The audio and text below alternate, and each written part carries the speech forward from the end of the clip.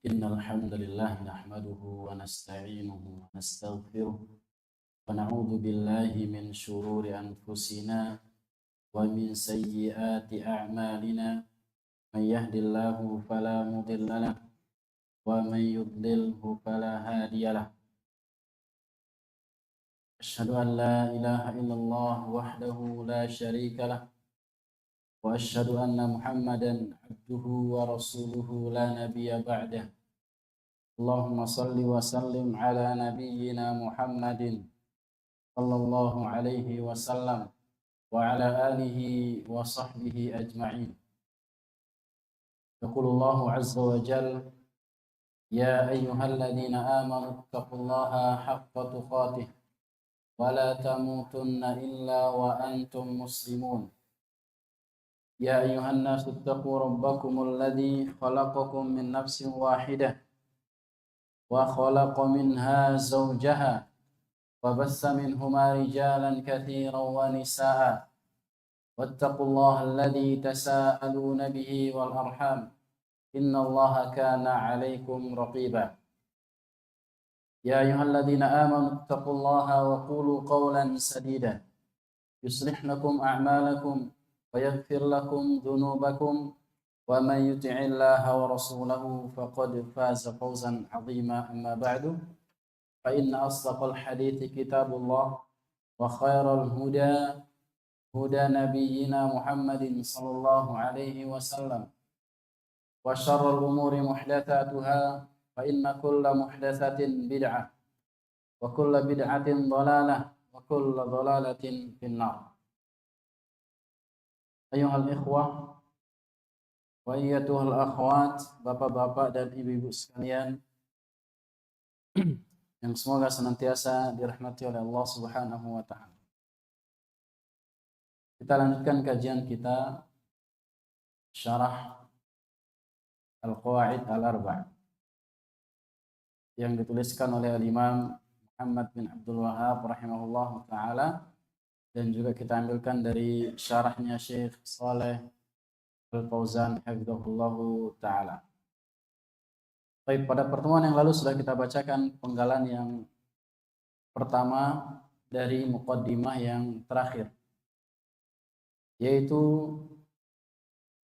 perumpamaan dari Syekh Muhammad bin Abdul Wahhab rahimahullahu taala berkaitan dengan bahwa ibadah itu tidak dikatakan ibadah kecuali dia diperuntukkan hanya kepada Allah Subhanahu wa taala, dan beliau mengumpamakan seperti salat tidak dinamakan salat kecuali bertaharah. Kemudian beliau juga mengatakan apabila di dalam ibadah tersebut terdapat kesyirikan, maka ibadah tersebut akan rusak atau ditolak. Sebagaimana apabila kita melaksanakan sholat kemasukan hadas atau kita berhadas, maka sholat kita akan batal. Kemudian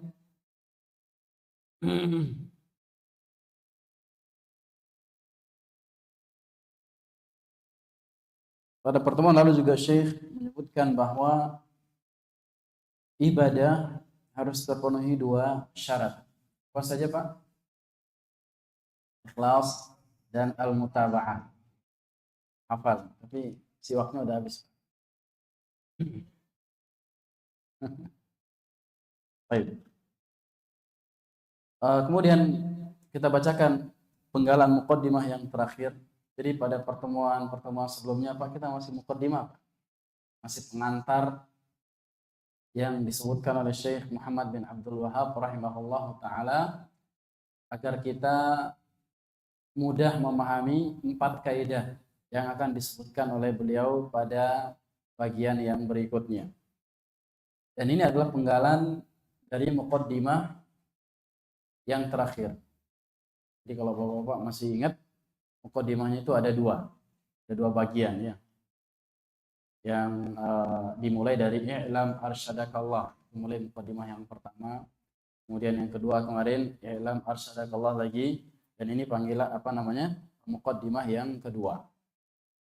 Qala al-muallif rahimahullahu taala, berkata muallif yaitu Syekh Muhammad bin Abdul Wahhab rahimahullahu taala. Fa idza 'arafta anna asy-syirka idza khalata al-ibadata istadaha wa ahbata al-'amala wa sara sahibuhu minal khalidina finnar.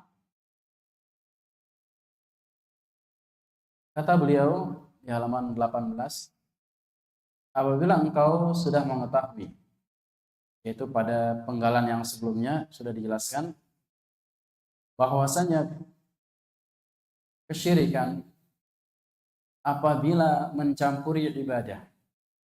Dengan kata lain, apabila ibadah itu pelaku kesyirikan tersebut, pelaku syirik besar, dia akan kekal di dalam neraka Allah Azza wa Jalla. Tentunya apabila dia tidak bertaubat di dunia. Sebagaimana sudah kita jelaskan pada pertemuan sebelumnya. Kesyirikan bisa saja diampuni oleh Allah Subhanahu wa taala bila dia bertaubat sebelum waktu yang sudah tidak bisa lagi, dan kerongkongan sudah nyawa sudah di kerongkongan, maka tidak bisa. Kemudian dia bertaubat masa hidupnya dengan taubatan nasuha, dengan memenuhi syarat-syarat taubat. Adapun kalau tidak, maka sebagaimana Allah Azza wa Jalla mengatakan, innallaha la yaghfiru yushraka bihi wa yaghfiru ma duna dzalik. Sebenarnya Allah Subhanahu wa taala tidak akan pernah mengampuni dosa syirik. Ini dalilnya jelas. Apabila tidak bertaubat kepada Allah Azza wa Jalla, dia mati membawa dosa syirik tersebut. Kemudian kata Syekh, arafta anna ahamma ma 'alaika huwa ma'rifatu dzalik. Setelah kau mengetahui bahwa kesyirikan itu konsekuensinya merusak amalan yang sedang dikerjakan, kemudian merusak amalan yang sudah dikerjakan dari amalan-amalan saleh, dan ketiga menjadikan pelakunya menjadi orang-orang yang kekal di neraka, maka kata Syekh, kau mengetahui bahwa mempelajari atau mengetahui perkara tersebut, mengetahui tentang kesyirikan adalah perkara yang paling penting untuk kita pelajari. Perkara yang paling penting untuk kita ketahui tentang kesyirikan tersebut. La'alla Allah an yukhallisaka min hadhihi syabakah wa hiya syirku billah. Semoga Allah Subhanahu wa taala menyelamatkanmu ya dari duri yang sangat berbahaya ini, dari perkara yang paling berbahaya, yaitu apa? Kesyirikan pada Allah Subhanahu wa taala. Lebih bahaya daripada dosa-dosa yang lain. Ya. Oleh karena Nabi kita sallallahu alaihi wasallam fokus dakwahnya di awal-awal di Makkah selama 13 tahun tauhid dan syirik. Ya, bagaimana mengikhlaskan, bagaimana mentauhidkan Allah Azza wa Jalla semata, bagaimana tidak menyekutukan Allah Subhanahu wa taala. Fokus ibadahnya kepada apa? Pada tauhid dan syirik. Karena ini adalah perkara yang paling penting. Tauhid adalah ibadah, ketaatan yang paling taat, begitu pula sebaliknya kesyirikan adalah maksiatan yang paling buruk. Alladzi qala Allah taala fi, yang Allah Azza wa Jalla mengatakan di dalam surah An-Nisa ayat 116, innallaha la yaghfiru an yushraka bihi wa yaghfiru ma duna dzalika liman yasha. Sesungguhnya Allah Subhanahu wa taala tidak akan pernah mengampuni dosa syirik. Ya. Dan juga Allah Azza wa Jalla akan mengampuni dosa selain syirik. Dan ini diantara akidah Ahlussunnah wal Jamaah bahwa dosa selain syirik ini bisa diampuni oleh Allah Subhanahu wa taala dengan catatan liman yasha. Itu dalam ayatnya dikatakan liman yasha, bagi yang dikehendaki oleh Allah. Yang berbeda dengan akidahnya orang-orang Khawarij. Orang-orang Khawarij mengatakan bahwa dosa besar tidak diampuni. Maka apabila ada seorang melakukan dosa besar, maka otomatis dia kafir. Inilah sumber-sumber pemikiran-pemikiran yang radikal itu, Pak, dari orang-orang Khawarij. Sehingga tak heran orang Khawarij menggulingkan pemerintah itu tidak heran. Kenapa? Karena mereka menganggap bahwa dosa itu mengeluarkan seorang dari Islam, sehingga kalau harus keluar dari Islam boleh dia apa? Boleh di kudeta dalam bahasa mudah.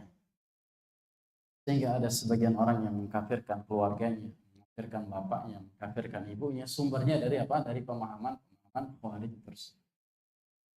Adapun pemahaman kita adalah pertengahan.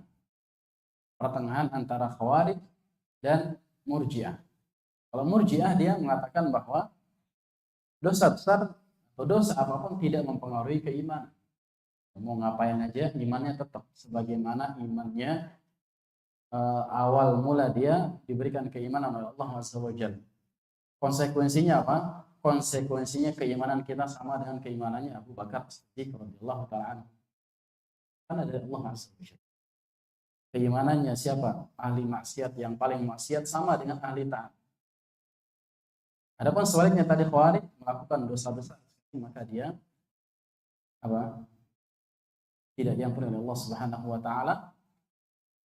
Di akhirat nanti akan masuk ke dalam neraka. Oleh karena para jamaah yang dimuliakan oleh Allah Subhanahu wa taala, penting kita mengetahui perkara-perkara yang berkaitan dengan tauhid dan berkaitan dengan syirik sesuai dengan apa yang diajarkan oleh para sahabat, para salafus saleh, agar kita tidak terjebak ke dalam pemikiran-pemikiran yang berbahaya yang bisa memudaratkan diri kita dan juga keluarga kita semuanya. Kemudian kata Syekh rahimahullah taala, wa dzalika bi ma'rifati arba'i qawaid dzakaraha Allah taala fi kitabih. Yaitu dengan cara kita mengetahui hal tersebut dengan 4 kaidah. Baru beliau akan masuk setelah ini kepada 4 kaidah yang disebutkan oleh Allah Azza wa Jalla di dalam kitab-kitabnya. Dalam kitabnya yaitu apa namanya? Di dalam Al-Qur'an. 4 kaidah ini para jamaah yang dimuliakan oleh Allah bukanlah karangan beliau rahimahullah ta'ala. Jadi bukan buah dari pikiran beliau, akan tapi intisari dari dalil-dalil yang berserakan, yang eceran, kemudian beliau kumpulkan, jadilah kaidah yang pertama, kedua, ketiga, dan keempat. Kemudian para jamaah yang dimuliakan oleh Allah SWT, inilah muqaddimah yang terakhir dari apa yang dituliskan oleh Syekh Muhammad bin Abdul Wahhab rahimahullahu ta'ala. Kemudian kita bacakan sedikit apa yang disampaikan oleh Syekh Al-Fauzan hafizahullahu ta'ala. Yaitu ucapan Syekh rahimahullahu ta'ala, fa idza arafta anna syirka idza khalata al-ibadata afsadaha wal amal wa sara sahibuhu min al-khalidin fin-nar. Beliau mengatakan madama annaka arafta at-tauhid, selama engkau mengetahui bahwasanya tauhid itu bahwa tauhid itu adalah ifradullah bil ibadah, mengesahkan Allah Azza wa Jalla di dalam peribadatan. Karena banyak penyimpangan-penyimpangan tauhid itu berkaitan dengan ibadah. Adapun tauhid ar-rububiyah, tauhid tentang perbuatan Allah Azza wa Jalla, sangat sedikit orang-orang yang tergelincir di dalam perkara tersebut. Yang meyakini bahwa Allah yang beri rezeki, Allah yang menghidupkan, Allah yang mematikan, jarang orang tidak meyakini hal tersebut. Ya, kecuali orang-orang yang benar-benar tersesat di dalam pemikirannya. Karena itu adalah fitrah dari Allah. Nanti akan dijelaskan oleh Syekh, bahkan orang-orang kafir, orang musyrik zaman Nabi SAW, mereka juga yakin bahwa Allah Azza wa Jalla yang menciptakan mereka, yang memberikan rezeki kepada mereka, yang mengatur alam semesta itu adalah siapa? Allah Azza wa Jalla. Yajibu an ta'rifa ma huwa syirk. Jadi sempurnanya kita mengenal tauhid, sempurna kita mempelajari tauhid, kita harus juga mengetahui apa itu syirik. Jadi tidak cukup kita hanya tahu ini tauhid saja. Karena bisa jadi kita terjatuh ke dalam kesyirikan yang kita tidak mengetahui perkara. Sehingga apalagi dalam tingkatan yang paling ekstrim adalah meyakini kesyirikan itu adalah tauhid. Sehingga kita susah untuk meninggalkan perbuatan kesyirikan tersebut. Kalau seorang sudah meyakini perbuatan kejahatan itu adalah kebaikan, bagaimana mungkin akan disuruh meninggalkan perbuatan yang dia yakini itu adalah kebenaran. Tapi kalau dia sudah meyakini perbuatan itu adalah kemaksiatan. Sebagai contoh misalkan pencuri. Seorang pencuri, dia tidak mau anaknya menjadi apa? Ini contoh yang sederhana. Bahkan dia nggak mau diketahui orang istrinya, anak-anaknya bahwasanya dia adalah seorang pencuri. Kenapa? Karena dia tahu itu adalah perbuatan maksiat, perbuatan yang salah. Tapi kalau sudah meyakini sebuah perbuatan yang maksiat, sebuah perbuatan yang salah sebagai kebenaran, maka akan susah untuk ditinggalkan. Sebagaimana memahami bahwasanya sebuah ibadah adalah ibadah, misalkan kita tidak pernah diajarkan oleh Nabi Shallallahu Alaihi Wasallam, tinggalkan perbuatan tersebut. Apalagi diyakini bahwasanya di baliknya ada pahala, ada ganjaran yang besar, maka ini adalah perkara yang makin membuat seorang susah untuk meninggalkan perbuatan tersebut. Lianna alladhi la ya'rifu syai' yaqa' fihi. Karena orang-orang yang tidak tahu sesuatu, tidak tahu bahwa sesuatu itu enggak boleh, sesuatu itu haram, maka dia bisa terjatuh ke dalam sesuatu tersebut. Sebagaimana apa yang diucapkan oleh seorang penyair yang bernama Abul Faras Al-Hamdani, syairnya masyhur, bukan sering diucapkan oleh para asatidzah kita, yang mengatakan bahwasanya boleh dicatat, araftu syarra la lisyarri. Pernah dengar, Pak? Pernah dengar? Pernah ya? Araftu syarra la lisyarri lakin litawaqqihi. Wa man la ya'rifu syarra minal khairi yaqa'i. Bahwasanya artinya saya mengetahui keburukan bukan untuk melakukan keburukan itu, tapi untuk apa? Meninggalkannya.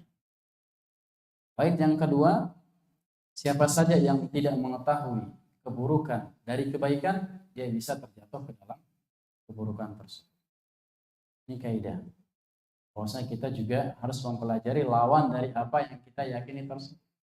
Kita pelajari tauhid, kita pelajari juga apa? Syirik. Kita pelajari sunnah, kita pelajari juga apa? Bid'ah. Kita pelajari ketaatan, kita pelajari juga apa? Maksiat. Agar kita bisa terhindar dari perkara-perkara lawan dari ketaatan tersebut. Sudah dicatat tadi? Ada yang sudah apa? Araftu syarra. Sudah dicatat. Araftu syarra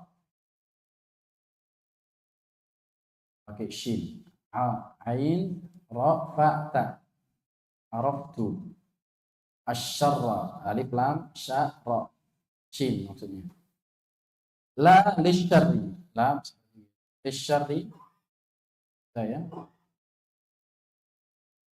Lakin itu lam kaf nun aja. Litawaqqihi lam ta wa qaf ya ha. Araftu syarra la lisyarri lakin litawaqqihi. Waman la ya'rifu syarra minal khairi yaqa'a fihi. Waman la ya'rifu syarra minal khairi yaqa'a fihi. Ya qaf ain yaqa' fihi. Baik. Itu tadi ucapan dari Abu Faras Al-Hamdani. Kemudian kata Syekh hafizahullah ta'ala, fala budda annaka ta'rifu anwa' asy-syirki min ajli an tatajannabaha. Maka wajib bagi kalian, wajib bagi kita semuanya untuk mengetahui jenis-jenis kesyirikan. Jadi bukan hanya syirik secara umum. Saya yakin semua kaum muslimin mengetahui bahwasanya syirik itu adalah tidak boleh. Syirik itu adalah dosa besar. Tapi banyak yang kurang memahami dari jenis-jenis apa saja syirik itu. Karena banyak melakukan perbuatan-perbuatan yang dianggap syirik oleh Nabi SAW, tapi masih dilakukan. Baik itu syirik kecil ataupun syirik besar. Contoh yang tersebar di masyarakat seperti syirik kecil ya, yang bersumpah dengan nama selain Allah. Sering kita dengar demi Allah, demi Rasulullah. Benar gak? Benar Pak? Saking cintanya sama Nabi disebut ketika apa? Sumpah. Padahal itu tidak diperbolehkan oleh Nabi kita Sallallahu Alaihi Wasallam. Kata Nabi kita Sallallahu Alaihi Wasallam apa? Man ahlak bi ghairillahi faqad asyrak. Siapa saja yang bersumpah dengan nama selain Allah, maka dia telah melakukan kesyirikan. Demi Allah, demi Ka'bah, apa namanya, demi apa lagi? Sumpah pocong mungkin Pak ya? Dan yang lainnya. Baik, maka kita mempelajari jenis-jenisnya, seperti apa kesyirikan itu. Bukan untuk kita memvonis orang lain menjadi musyrik, tapi untuk apa? Agar kita bisa menghindari perbuatan syirik tersebut. Ini yang terpenting. Dan juga kita mengajarkan kepada keluarga kita agar kita bisa menghindari kesyirikan tersebut. Lianna Allah hadzara min asy-syirki wa qala. Karena Allah Azza wa Jalla mengingatkan kita untuk menghindari kesyirikan di dalam firman Allah Azza wa Jalla dalam surah An-Nisa ayat 48. Innallaha la yaghfiru an yushraka bihi wa yaghfiru ma duna dzalika liman yasha. Kemudian Allah Azza wa Jalla tidak akan pernah mengampuni dosa syirik, dan Allah Azza wa Jalla mengampuni dosa selain syirik bagi yang dikehendaki oleh Allah Azza wa Jalla. Fahadha syirku alladhi hadha khataruhu wa huwa annahu yuhramu minal jannah. Kesyirikan ini yang sangat luar biasa bahayanya, setidaknya memiliki dua konsekuensi yang besar. Ya, setidaknya kesyirikan ini bisa mendapatkan atau mendatangkan dua konsekuensi bagi pelakunya. Yang pertama, annahu yuhramu minal jannah. Dia diharamkan masuk ke dalam surga. Kalau diharamkan masuk ke dalam surga, otomatis masuk ke mana? Neraka. Tidak ada pilihan lain. Tidak ada seperti akidahnya Mu'tazilah yang mengatakan manzilatun baina manzilatain. Tidak ke surga, tidak ke neraka. Mana dia? Mungkin di emper. Tidak ada. Pilihannya hanya dua. Surga atau neraka. Kalau enggak ke surga, otomatis mana? Ke neraka. Kalau diharamkan masuk surga, berarti masuknya kemana? Wajib masuk ke dalam neraka. Ini konsekuensi yang pertama bagi pelaku kesyirikan. Dalilnya adalah surah Al-Maidah ayat 72. Allah Azza wa Jalla mengatakan innahu man yusyrik billah faqad harramallahu alaihi al-jannah. Sesungguhnya siapa saja yang menyekutukan Allah Azza wa Jalla, maka sungguh Allah mengharamkan baginya surga. Kemudian konsekuensi yang kedua yaitu wa yuhramu minal maghfirah. Diharamkan dari ampunan Allah Azza. Konsekuensinya juga sama. Kalau diharamkan untuk mendapatkan ampunan, berarti masuk ke dalam neraka Allah Azza wa Jalla.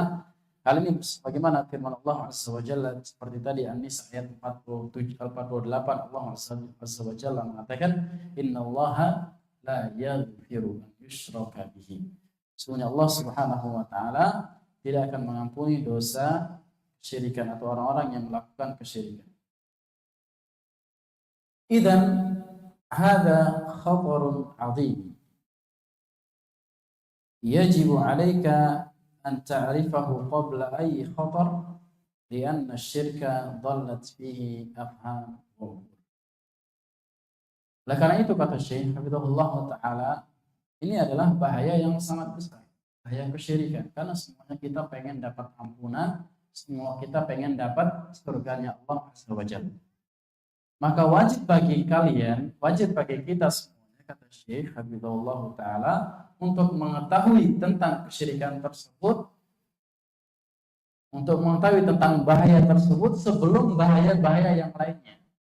Sebelum kita mempelajari dosa-dosa yang lain, kita pelajari dulu, kokohkan dulu tentang apa? Tauhid dan syirik. Ya, karena tanpa sadar bisa jadi kita sebagian kaum muslimin keluar dari agama Islam dan melakukan apa? Kesyirikan. Karena kesyirikan ini bisa menyesatkan pemahaman, bisa menyesatkan juga akal seseorang. Nah, kalau kita lihat di realita kita, orang-orang yang melakukan kesyirikan ini, Pak, orang yang nggak pakai akalnya. Benar apa tidak? Benar apa tidak? Bapak-bapak masih ingat zaman jahiliyah dahulu, yang ke dukun misalkan, dahulu orang pergi ke dukun itu nggak pakai akal sampai zaman sekarang. Kalau kita lihat kondisi dukun itu adalah orang-orang yang nggak berada, rata-rata jarang dukun itu kaya. Benar tidak? Dan jarang dukun itu punya anak. Benar apa tidak? Tapi banyak orang minta biar segera punya anak, kemana? Ke dukun. Kan nggak masuk akal. Dia nggak bisa punya anak. Ya, usut punya usut, ada yang mengatakan bahwasanya mungkin anaknya ditumbalkan atau kurang misalnya, maka ini adalah pembahasan yang lain. Tapi secara akal dia nggak punya anak. Kita mau minta tips biar punya anak, kan nggak masuk akal. Begitu pula orang-orang yang datang, apalagi zaman sekarang ini, tahun-tahun politik, Pak, biasanya kemana? Ke dukun. Biar apa? Biar jadi bupati, biar jadi caleg. Dukunnya disuruh nyalek sekalian. Dukunnya suruh jadi bupati ataupun yang lainnya. Kalau ada yang milih, enggak ada yang milih. Enggak masuk. Yang datang itu bukan hanya orang-orang yang enggak berpendidikan. Iya, profesor datang ke sana. Dan rata-rata sekali lagi yang diminta adalah urusan dunia. Tidak ada yang pergi ke dukun, tidak ada sejarahnya pergi ke dukun minta jimat biar rajin sholat malam, nggak ada. Nggak ada, Pak, ya? Nggak pernah ada ceritanya, korannya nggak pernah menceritakan. Rata-rata urusan apa? Urusan dunia dan nggak pakai akal. Dahulu zaman-zamannya Batu Ponari yang terkenal itu, Bapak tahu ya, itu yang datang bukan hanya dari Jawa, dari luar Jawa yang mereka pendidikannya tinggi, minta biar sehat. Keberkahan dari batu yang sekarang di mana nggak tahu tempatnya itu. Padahal yang pegang batunya aja sakit, dibawa ke rumah sakit.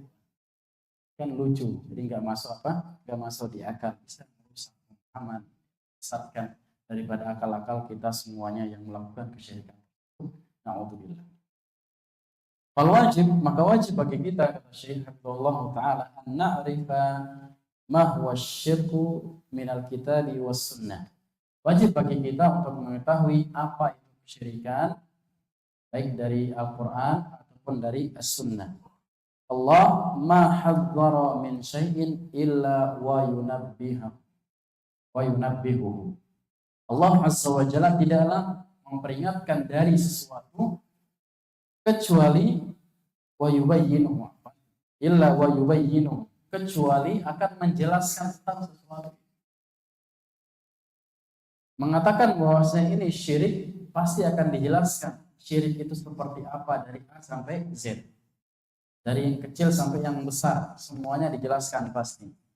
Wa ma amara bi syai'in illa wa yubayyinuhu lin-nas. Sebaliknya, tidaklah Allah Azza wa Jalla memerintahkan sesuatu kecuali juga dijelaskan tentang sesuatu tersebut secara rinci, secara jelas, sehingga tidak ada lagi yang samar-samar. Sehingga kata Nabi kita sallallahu alaihi wasallam, al-halal bayyinun wal haram bayyin. Halal itu jelas, yang haram itu apa? Jelas.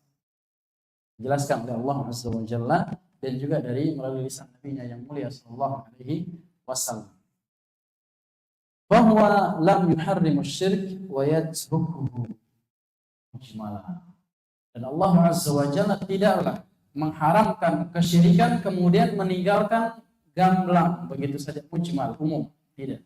Mengatakan misalkan ini syirik hukumnya haram. Allah tidak mengampuni dosa syirik. Kemudian ditinggalkan begitu saja. Syirik itu apa tidak dijelaskan. Ini tidak mungkin terjadi di dalam syariat agama Islam. Tidak mungkin dilakukan oleh Allah Azza wa Jalla. Bal bayyanahu fil Qur'anil Azim. Akan tapi Allah Azza wa Jalla menjelaskan di dalam Al-Qur'an yang agung, Al-Qur'anul Karim. Wa bayyanahu Rasul sallallahu alaihi wasallam fi sunnati bayanan syariah. Dan Nabi sallallahu alaihi wasallam juga menjelaskan di dalam sunnahnya, di dalam hadis-hadisnya dengan penjelasan yang gamblang, semua jelas. Tidak ada yang tersamarkan. Bahkan inilah fokus dakwah beliau sallallahu alaihi wasallam dan juga fokus dakwah para nabi dan para rasul yang diutus sebelum beliau sallallahu. Tidak mungkin dibiarkan begitu saja tanpa penjelasan. Fa idza aradna an na'rifa ma huwa syirik narji ila kitab was sunnah hatta na'rif syirik. Apabila kita ingin mengetahui apa itu kesyirikan, maka kita kembali mempelajari Al-Qur'an dan kembali mempelajari As-Sunnah, hadis Nabi Muhammad sallallahu alaihi wasallam, agar kita mengetahui kesyirikan. Wala narji'u ila qauli fulan wala fulan. Bukan kembali kepada ucapan si fulan dan ucapan si fulan tanpa landasan dari dalil. Ya. Ini yang jelas bagi kita semuanya. Kalau kita ingin mengetahui tauhid dan syirik, kita lihat apa yang disebutkan oleh Allah Azza wa Jalla dan juga apa yang disampaikan oleh Nabi sallallahu alaihi wasallam. Wa hada sayati, kata Syekh Hafizullah taala, nanti akan dijelaskan. Kemudian kita masuk kepada kaidah yang pertama dari kaidah-kaidah yang disebutkan oleh Syekh Muhammad bin Abdul Wahhab rahimahullahu taala. Qala al-muallif rahimahullahu taala, berkata muallif rahimahullahu taala,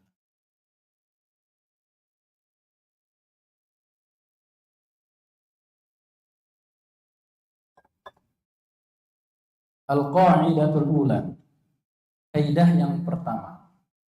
Ada yang mau baca enggak? Ada yang mau baca enggak? Saya baca, Pak.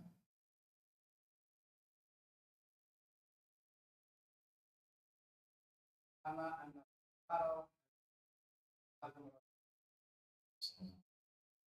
sirruna bi anna Allah ta'ala anna dzalika an yudkhul bil qur'an. Dalilu qawluhu ta'ala amma yamliku syam'a wal absara ayyuhum jangan mayitan kama yudabbiru ayaqul aqul ala tattaqun. Baik, aqul afala tattaqun. Ahsan. Kaidah yang pertama para jamaah yang dimulakan oleh Allah Azza wa Jalla, an ta'lama annal kufara alladhina qatalahum Rasulullah sallallahu alaihi wasallam muqirruna bi anna Allah ta'ala huwal khaliq al-mudabbir wa anna dhalika lam yudkhilhu, bahwa engkau harus mengetahui, kata Syekh Hafizahullah taala, bahwa orang-orang kafir yang diperangi oleh Rasulullah sallallahu alaihi wasallam, mereka meyakini bahwa Allah Azza wa Jalla Al-Khaliq, pencipta. Mereka akidahnya seperti itu, keyakinannya seperti itu. Al-Mudabbir, Allah itu juga pengatur alam semesta. Dan ini ada di antara tauhid ar-rububiyah yang tadi kita singgung di awal. Orang-orang kafir dan musyrik dahulu, mereka juga meyakini bahwasanya Allah itu adalah pencipta, Allah itu pengatur, Allah yang beri rezeki kepada mereka. Akan tetapi wa anna dzalika lam yudkhilhum fil Islam. Akan tapi keyakinan itu doang, keyakinan itu semata, meyakini bahwa Allah pencipta, Allah pengatur, Allah pemberi rezeki, tidak serta-merta memasukkan mereka ke dalam apa? Dalam agama Islam. Tetap diperangi oleh Nabi kita sallallahu alaihi wasallam. Dalilnya adalah dalil bahwasanya mereka orang-orang kafir yang diperangi oleh Nabi Shallallahu Alaihi Wasallam, orang-orang musyrik yang diperangi oleh Nabi Shallallahu Alaihi Wasallam meyakini bahwa pencipta, pengatur, kemudian pemberi rizki dan yang semisalnya itu adalah Allah Subhanahu wa taala. Itu dalam surah Yunus ayat yang ke-31. Allah Azza wa Jalla mengatakan, "Qul," katakanlah wahai Muhammad, "Man yarzuqukum minas sama'i wal ardh." Siapa yang memberikan kalian rizki, baik dari langit ataupun dari bumi. Wa amman yamlikus sam'a wal absar, atau tanyakan kepada mereka siapa yang memiliki pendengaran, atau siapa yang memberikan pendengaran, siapa yang memberikan penglihatan. Wa man yakhrujul hayya minal mayyit, atau tanyakan kepada mereka siapa yang mengeluarkan kehidupan dari kematian. Wa yakhrujul mayyita minal hayy, dan juga sebaliknya, mengeluarkan atau mematikan dari kehidupan, yang hidup dimatikan. Wa may yudabbirul amr, juga tanyakan kepada mereka orang-orang kafir, orang-orang musyrik itu, siapa yang mengatur semua perkara ini, yang menurunkan hujan, yang mengatur matahari terbit dari timur, terbenam di barat, yang mengatur bulan tanggal 1 kecil kemudian membesar sampai tanggal 15 sempurna. Siapa yang menurunkan hujan dan seterusnya? Fasayaqulun. Orang-orang kafir itu, orang-orang musyrik itu pasti akan mengatakan Allah yang mengaturnya. Faqul afala tattaqun. Maka katakan kepada mereka, kenapa engkau tidak bertakwa? Ini diantara dalil, Pak, yang menunjukkan bahwa orang-orang kafir dan musyrik yang diperangi di zaman Nabi Shallallahu Alaihi Wasallam, mereka meyakini tauhid ar-rububiyah. Mereka meyakini bahwa Allah pencipta, Allah pengatur, Allah memberi rezeki, Allah menghidupkan, dan Allah yang mematikan. Ini semuanya mereka yakini, akan tapi mereka melakukan kesyirikan di dalam peribadatan mereka. Ini membuat mereka diperangi oleh Nabi Sallallahu Alaihi Wasallam, dan itu tidak membuat mereka dengan meyakini keyakinan yang tadi tidak membuat mereka masuk ke dalam agama Islam. Kemudian kata Syekh Hafizahullah Ta'ala, al-qaidatul ula. Ini azannya jam berapa? Lewat berapa? 2 menit lagi. An ta'rifa anna al-kuffar alladhina qatalahum Rasulullah sallallahu alaihi wasallam kanu muqirrina bi tauhidir rububiyyah. Kaidah yang pertama, bahwa engkau mengetahui bahwasanya orang-orang kafir yang diperangi oleh Nabi Sallallahu Alaihi Wasallam, mereka meyakini dan sepakat tentang tauhid ar-rububiyah. Apa tadi tauhid ar-rububiyah? Di antaranya adalah meyakini bahwasanya Allah yang menciptakan, meyakini bahwa Allah Subhanahu wa taala al-mudabbir, mengatur alam semesta. Allah Azza wa Jalla yang memiliki segala sesuatu yang ada di muka bumi ini dan yang di langit bahkan. Wa ma'a dzalika iqraruhum bi tauhidir rububiyyah lam yudkhilhum fil Islam. Meskipun keyakinan mereka demikian tentang tauhid ar-rububiyah, akan tapi tidak membuat mereka masuk ke dalam agama Islam. Walam yuharrim dima'ahum wala amwalahum, tidak membuat haram untuk ditumpahkan darah mereka, dan tidak juga membuat haram untuk diambil harta-harta mereka di zaman tersebut. Diperangi artinya apa? Boleh diperangi, dan ghanimahnya diambil oleh Nabi Sallallahu Alaihi Wasallam. Baik.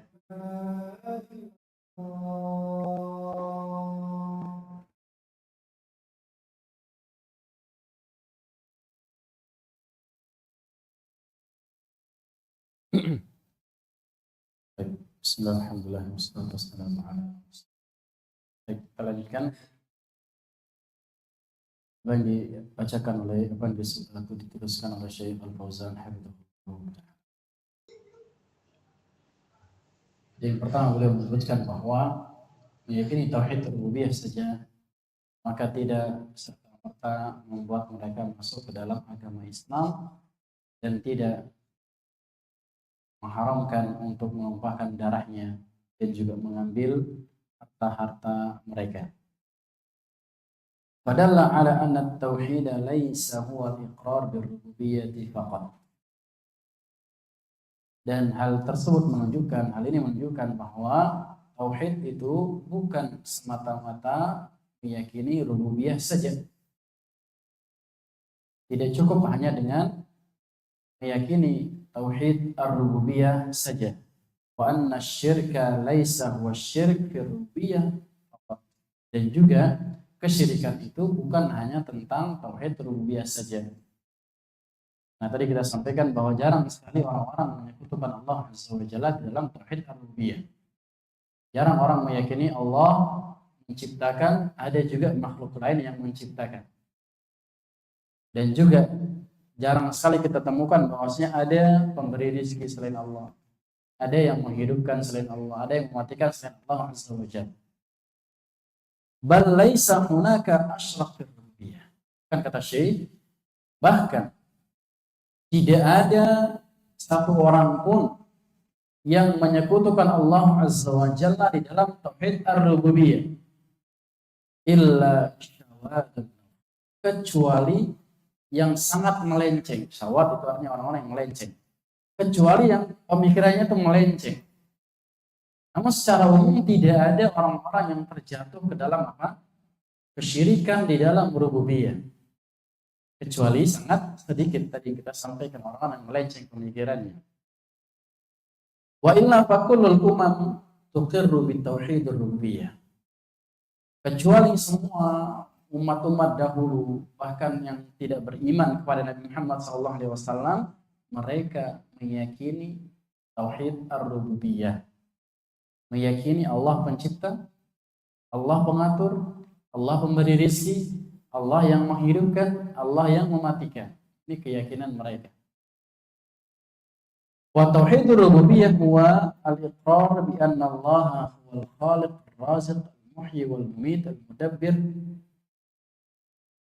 Dan tauhid rububiyah itu adalah meyakini bahwa Allah yang menciptakan, Allah yang memberi rezeki, menghidupkan, mematikan, mengatur. Ini diantara apa? Diantara makna atau definisi daripada tauhid ar-rububiyah.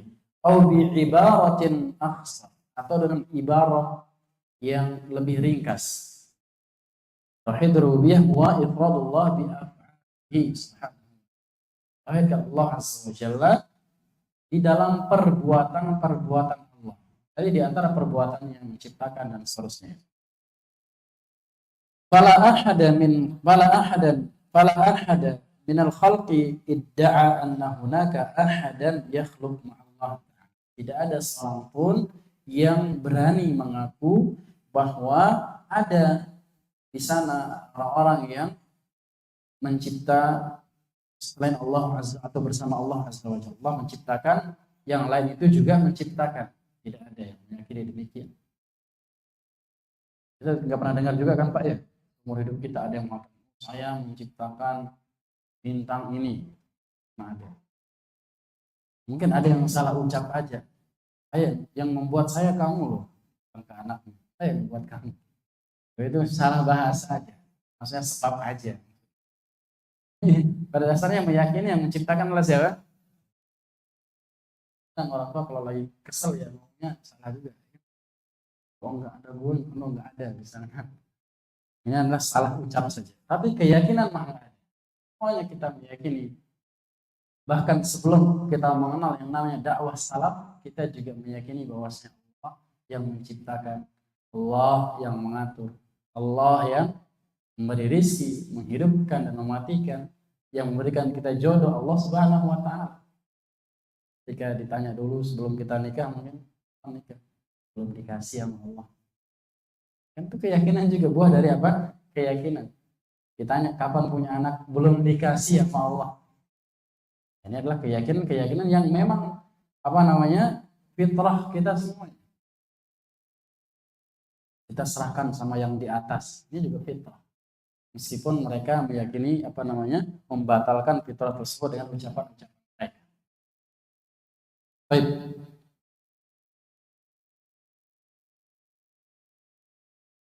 Au yarzuq ma'allah au yuhyi au yumit. Dan tidak ada juga yang meyakini bahwa ada yang memberi rezeki selain Allah Azza wa Jalla, menghidupkan, mematikan, mengatur alam semesta selain Allah Azza wa Jalla. Balil musyrikun mukirruna bi anna Allah wal khaliq ar-raziq wal muhyi wal mumit. Bahkan orang-orang musyrikin zaman dahulu mereka juga meyakini keyakinan yang sama. Meyakini bahwasanya Allah yang menciptakan, mengatur, menghidupkan, memberi rezeki, mematikan, sebagaimana tadi disebutkan dalam surah Luqman juga ayat yang ke-25 Allah Azza wa Jalla mengatakan wala in sa'altahum man khalaqas samawati wal ard la yaqulunna Allah. Kalau kalian nanya sama orang-orang musyrik itu, siapa yang menciptakan langit dan bumi, maka mereka akan mengatakan siapa? Allah yang menciptakan. Ini adalah keyakinan. Kemudian dalam surah Mu'minun ayat 86 Allah Azza wa Jalla mengatakan qul man rabbus samawatis sab'i wa rabbul arsyil azim sayaquluna Allah. Katakan, tanyakan sama mereka, siapa pemilik ketujuh langit itu dan siapa pemilik arsy yang agung, maka mereka akan mengatakan siapa? Allah Azza wa Jalla. Ini diantara ini namanya tauhid ar-rububiyah. Tauhid ar-rububiyah. Kemudian iqra'ul ayat min akhir suratil mu'minin tajiduna annal musyrikina kanu muqirrina bitauhid ar-rububiyah. Kemudian coba baca ayat-ayat di akhir surat Al-Mu'minun. Nanti bisa dibuka di rumah Pak ya. Akhir surah Al-Mu'minun, maka engkau akan menemukan bahwa orang-orang musyrikin juga meyakini bahwa tauhid ar-rububiyah atau keyakinan mereka sama dengan kita meyakini tauhid ar-rububiyah tersebut. Wa kadzalika fi surati Yunus. Begitu pula dalam surah Yunus yang disebutkan oleh Syekh rahimahullahu taala, yaitu qul man yarzuqukum minas sama'i wal ardh. Katakanlah siapa yang memberikan rezeki kepada kalian dari langit dan dari bumi. Kalau dari langit bagaimana modelnya? Diturunkan hujan. Kalau dari bumi tumbuh-tumbuhan dan yang semisalnya, mungkin ada dari emas, mata dan yang lain sebagainya dari bumi. Amman yamlikus sam'a wal absar. Tanyakan kepada mereka, siapa yang memberikan kalian pendengaran dan penglihatan. Wa man yakhrujul hayya minal mayyit wa man yukhrijul mayyita minal hayy. Siapa yang menghidupkan, siapa yang mematikan. Wa man yudabbirul amr. Dan juga tanyakan kepada mereka, siapa yang mengatur segala sesuatu yang ada di muka bumi ini. Mereka akan mengatakan siapa? Allah Azza wa Jalla. Fahum muqirruna bihadza. Orang musyrik itu yakini dengan keyakinan tersebut. Kalau fitrahnya masih kurus. Tapi anak nggak tahu sekarang. Mungkin bapak-bapak yang punya saudara yang non-muslim mungkin bisa ditanyakan. Bagaimana keyakinannya sekarang? Apakah masih sama seperti dahulu atau sudah ada pelajaran-pelajaran khusus di agama mereka? Baik, kemudian kemudian kata Syekh Hafizahullah Ta'ala, falaisat tauhid wal iqrar bi tauhidur rububiyah. Tauhid itu bukan semata-mata, bukan hanya keyakinan dalam tauhid rububiyah saja. Kama yaqulu dzalika ulama'ul kalam wan nudhar fi aqaidihim. Sebagaimana yang dikatakan oleh para ulama kalam. Maksudnya apa ulama kalam? Ahli kalam. An-nudhar, apa an-nudhar? Diartikan secara bagusnya diartikan filsuf, ahli filsafat. Ya, nuzorkan dari kata apa? Nazar, melihat, mungkin meneliti segala macam. Akhirnya kesimpulannya sesuai dengan otak mereka. Bukan seperti yang diucapkan oleh para ahli kalam ataupun ahli filsafat di dalam akidah mereka. فإنهم يقرون بأن التوحيد هو الإقرار بأن الله هو الخالق الرازق المحيي والمميت. Mereka mengatakan bahwa tauhid itu adalah Allah, meyakini bahwa Allah Azza wa Jalla pencipta, mengatur, memberi rizki, menghidupkan dan mematikan. Fayaqulun, maka mereka mengatakan, ahli kalam dan ahli filsafat itu mengatakan, wahidun, Allah Subhanahu wa taala itu wahidun fi dzatihi la qasima lahu. Allah itu satu di dalam zatnya, tidak ada pembagiannya. Wahidun fi sifatihi la syabiha lahu. Satu atau esa di dalam sifatnya, tidak ada yang menyerupai sifat tersebut. Wahidun fi af'alihi la syarika lahu. Esa di dalam perbuatannya, tidak ada yang membersamainya dengan di dalam perbuatan tersebut. Akidah ini benar apa tidak? Benar apa tidak? Ini ucapan ahli kalam dan ahli filsafat. Benar apa tidak? Pertanyaan ini, Pak. Benar apa tidak? Benar dalam tauhid ar-rububiyah. Ya, tadi apa kata Allah esa dalam zatnya, tidak ada pembagian. Allah itu satu kan? Esa. Kemudian sifatnya pun esa, tidak ada yang menyerupai sifat Allah Subhanahu wa taala. Begitu pula dalam perbuatannya, tidak ada yang membantu Allah Azza wa Jalla. Esa di dalam rububiyah Allah Azza wa Jalla. Wa hada wa tauhidur rububiyah. Ini adalah tauhid ar-rububiyah yang juga kita yakini, Pak. Ya. Bahkan mungkin kita hakul yakin, tidak ada keraguan sama sekali tentang tauhid ar-rububiyah Allah Azza wa Jalla, karena itu adalah fitrah dari Allah Azza wa Jalla. Irji'u ila ayyi kitabin min kutubi ulama'il kalam. Kalau kalian lihat kembali kepada kitab-kitab dari para ulama ahli kalam, tajiduna la yakhrujuna an tauhidir rububiyah. Kalian akan mendapati mereka akan menjelaskan kalau sedang membahas tauhid, tidak keluar dari tauhid rububiyah. Ya, kalau kita ingat-ingat pelajaran kita SD dulu, Pak, kan bisa di murojaah. Seperti apa rububiyah, pembahasan tentang tauhidnya. Akan mengajarkan kepada kita Allah yang menciptakan, Allah yang mengatur, Allah yang beri rizki, Allah yang menghidupkan, Allah yang mematikan. Benar apa tidak? Benar ya? Dari SD sampai SMA belajar tauhid, masih minta sama orang mati. Ya. Belajar tauhid masih pakai apa? Jimat. Anaknya lahir ditaruhkan jimat. Biar apa? Biar tidak kena ain. Ataupun keyakinan-keyakinan yang lain. Masih sebagian orang mau bangun rumah disembelihkan dulu ayam di pojokannya. Biar apa? Nggak tahu gimana keyakinannya dulu. Biar lancar pembangunannya misalkan. Tapi kalau disembelihkan buat tukangnya, monggo banyak-banyak nggak apa-apa. Ya, tapi kalau keyakinannya berbeda, meyakini bahwasanya ada penunggunya, misalkan ada yang dan keyakinan-keyakinan mitos-mitos yang lainnya, maka ini merusak tauhid. Dan yang senantiasa diajarkan kita dari kecil adalah tauhid ar-rububiyah. Ya. Walaupun sudah belajar tauhid lama, tapi ke toilet masih nggak berani, benar gak? Istri-istri bapak dulu nggak berani ya ke toilet ya, temenin. Bahkan kita kecil-kecil dahulu, Bapak lihat dari situ aja Pak, nggak apa-apa. Yang penting dilihatin doang. Itulah diantara efek kalau kita keyakinan halusinasinya berlebihan, apalagi disuguhkan dengan film-film zaman dahulu, film kuntilanak, film genderuwo, sundel bolong dan yang misalnya, itu membuat kita makin takut. Keyakinan kita kepada Allah Azza wa Jalla semakin rendah. Padahal seumur hidup saya belum pernah ketemu sama pocong Allah. Meskipun dahulu ramai pocong segala macam. Saya suka pulang nih cerita Pak ya. Saya pulang dari kampung sebelah itu dulu ngaji. Sekarang jam 11, kadang jam 12, ngelewatin kuburan, nggak ada pocong. Siang. Hah? Oh gitu.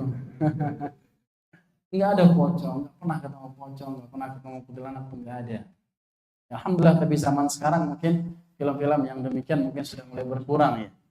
Cuman film-film yang lebih buruk lagi juga masih bergentayangan ya, aurat lah segala macam, rusak-rusak akhlak anak-anak kita. Nauzubillah. Baik, kemudian hadza laisa huwa at-tauhid alladhi ba'atha Allah bihi ar-rusul. Keyakinan ini bukan semata-mata tauhid yang Allah Azza wa Jalla mengutus para rasulnya, bukan hanya mengajarkan tentang tauhid rububiyah saja. Ya. Tapi lebih kepada apa? Tauhid al-uluhiyah, tauhid al-ibadah. Bagaimana mengesahkan Allah Azza wa Jalla di dalam apa? Masalah ibadah. Wal iqrar bihadza wahdahu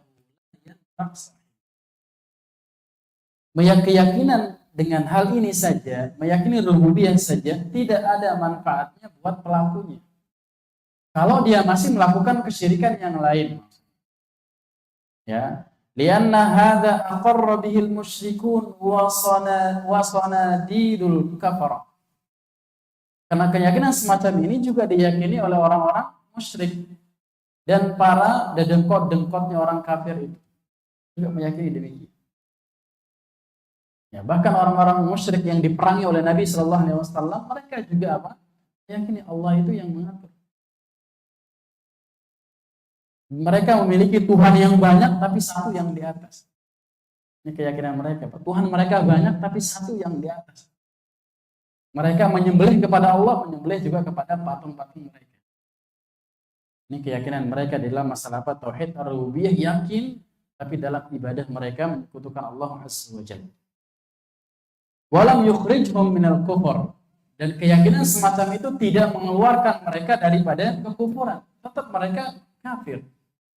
Meskipun keyakinan mereka demikian. Dalam ayat disebutkan Allah yang menciptakan langit, menciptakan bumi, mereka meyakini demikian. Walam yudkhilhum fil Islam, tidak juga memasukkan mereka ke dalam agama Islam. Buktinya apa? Diperangi oleh Nabi Shallallahu Alaihi Wasallam. Orang-orang musyrik Makkah diperangi oleh Nabi Sallallahu Alaihi Wasallam. Sampai apa? Sampai mereka beribadah hanya kepada Allah Subhanahu. Sampai mereka mengucapkan dua kalimat syahadat dan meyakini tentang tauhid uluhiyah. Bahada ghalatun azim. Ini adalah kesalahan yang besar apabila meyakini bahwa Islam itu atau tauhid itu hanya rububiyah saja.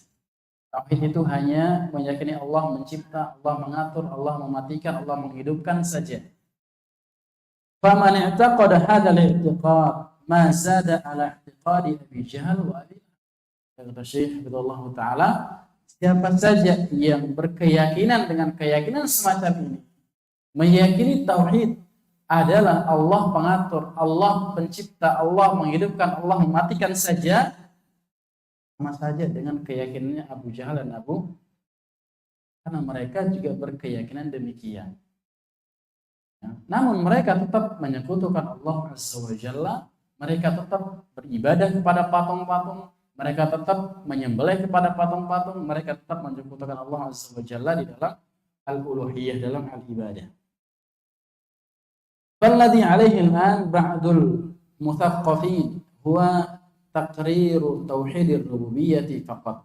Dan yang terjadi zaman sekarang, sebagian ilmuwan ahli thaqafah, sebagian ilmuwan itu mereka hanya meyakini tauhid rububiyah saja, wala yatatarraquna ila tauhidil uluhiyah. Enggak ada sedikit pun nyicipin dan menjelaskan tentang apa?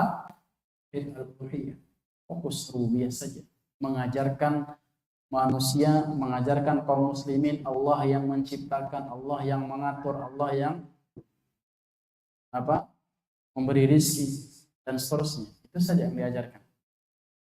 Namun tidak diajarkan tentang yang lebih penting daripada hal tersebut, yaitu tauhid al-uluhiyah. Wa hadza ghalatun 'adzim fi musamma tauhid. Ini adalah kesalahan yang besar di dalam masalah apa? Dalam masalah tauhid. Wa amma syirku fayaqulun. Adapun kesyirikan di dalam tauhid ar-rububiyah, jadi meskipun tadi kita katakan bahwasanya hanya sedikit yang meyakini sedikit yang melakukan kesyirikan di dalam tauhid rububiyah, tapi ada. Bukan berarti tidak ada. Bagaimana keyakinan mereka? Di sini disebutkan oleh Syekh Hafizahullah Ta'ala, adapun orang-orang musyrik atau ucapan-ucapan kesyirikan orang-orang musyrik itu huwa ay an ta'taqida anna ahadan yakhluq ma'allah. Kesyirikan dalam tauhid rububiyah itu bisa terjadi bila orang meyakini ada yang mencipta selain Allah. Au yarzuq ma'allah, atau ada yang memberikan rezeki selain Allah Azza wa Jalla. Allah memberikan rezeki, orang lain juga memberikan rezeki. Allah mencipta, meyakini juga yang lain juga mencipta. Hadza ma qalahu Abu Jahal. Ucapan semacam ini tidak diucapkan oleh Abu Jahal dan Abu Lahab. Abu Jahal Abu Lahab tidak mengatakan bahwasanya ada pencipta selain Allah, ada yang memberikan rezeki selain Allah Azza wa Jalla, tidak. Ma qalu inna ahadan yakhluqu ma'allah wa yarzuqu ma'allah. Musyrikin dahulu tidak ada yang mengatakan ada yang menciptakan selain Allah, ada yang memberikan rezeki selain Allah Azza wa Jalla. Bal muqirruna bi anna Allah huwal khaliq ar-raziq al-muhyi wal mumit. Akan tetapi mereka meyakini bahwasanya Allah Azza wa Jalla yang menciptakan, yang memberikan rezeki, yang menghidupkan dan yang mematikan. Meskipun dengan keyakinan semacam ini, Pak, tidak memasukkan mereka ke dalam Islam, akan tetapi tetap diperangi oleh Nabi Shallallahu Alaihi Wasallam sampai mereka memurnikan ibadah yang merupakan tauhid uluhiyah pada Allah Azza wa Jalla semata, tanpa menyekutukan Allah Azza wa Jalla di dalam masalah al-ibadah. Ini Pak yang dapat kita bahas pada kesempatan kali ini dalam kaidah yang pertama. Semoga Allah Azza wa Jalla memberikan kita kemudahan, memberikan kita kekokohan di dalam tauhid, yang senantiasa beribadah kepada Allah Azza wa Jalla semata. Tidak ada pertanyaan Pak ya?